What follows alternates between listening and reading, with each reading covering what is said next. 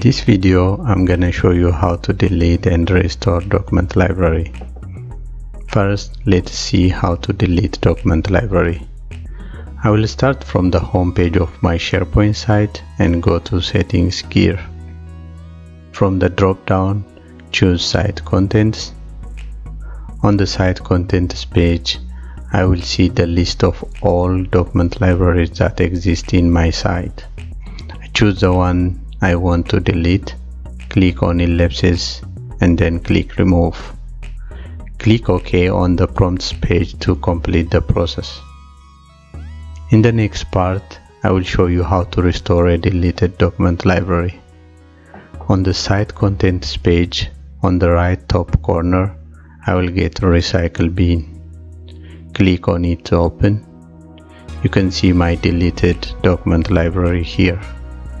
To restore it, click on the checkbox and select Restore. Click OK to restore.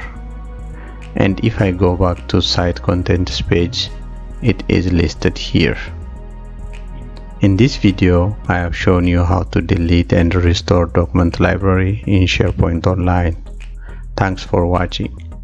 And if you like these videos, please share them with your friends.